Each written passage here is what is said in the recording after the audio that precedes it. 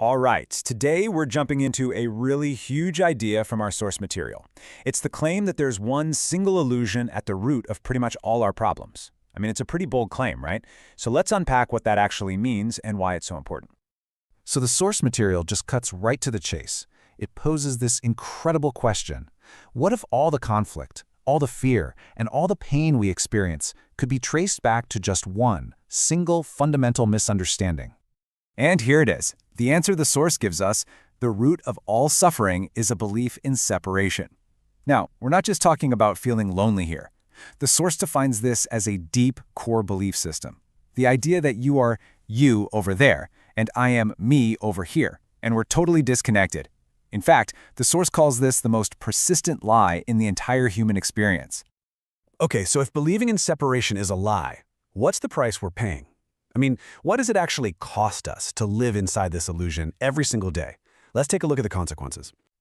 Well, according to the source, the fallout is huge. It's like a chain reaction. The second we believe we're separate, bam, the ego is born. That little voice, that sense of I that has to protect and defend itself. And from that ego, what springs up? Fear. Fear of others, fear of losing things, fear of the unknown. This fear then leads directly to judgment, right? We have to label everything as good or bad, right or wrong, just to make our little separate self feel safe. And that right there is the source of all conflict. And wow, this slide just lays it all out, doesn't it?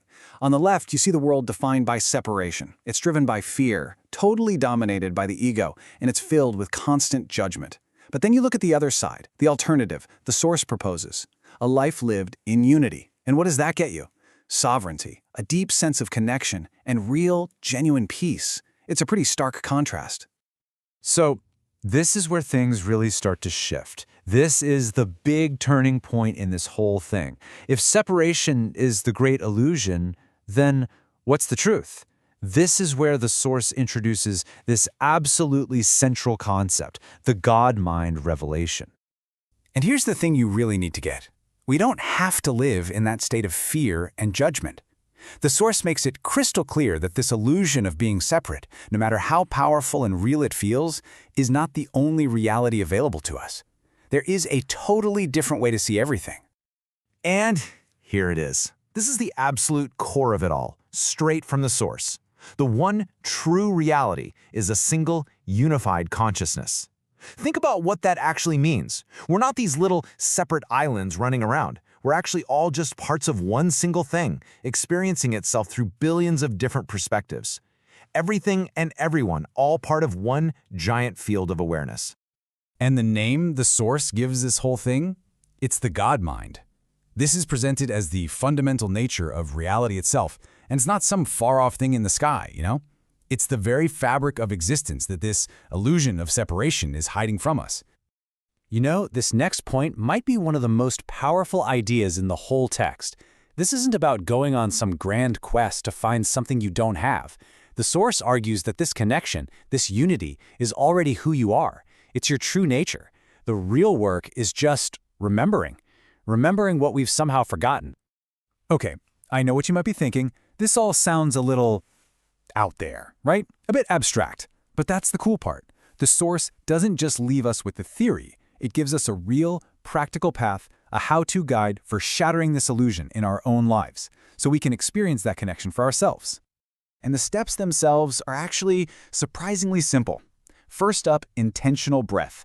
Just using your own breath to pull yourself into the present moment. Second, non-judgmental observation. This means just watching your thoughts and what's happening around you without slapping a good or bad label on it. And finally, and this is the most active step, recognizing self in others. Actively looking for that shared spark of consciousness in every single person you meet. All right, so what's the payoff? What actually happens if you do this stuff? If you really commit to shattering that illusion of separation and start living from this place of unity? Well, the result is basically a complete reversal of all those problems we talked about at the beginning. When you truly realize you're connected to everything, what is there left to be afraid of? That fear, it just dissolves. And once that fear-based ego isn't in the driver's seat anymore, your true personal sovereignty, your ability to act from a place of real clarity and power, is restored. So, to wrap things up, the source leaves us with one final, really powerful idea. It's more like a challenge, really. And it's all captured in this one single number, 1. And here it is, the final challenge. The Source is basically saying, hey, don't just take my word for it, try it. For just one day, that's it. Make a conscious effort to see the world not as a bunch of separate things, but as one unified whole. Try to see that shared consciousness in everyone you talk to. And it leaves us with this amazing question. If you actually did that, just for one single day, what do you think you'd discover?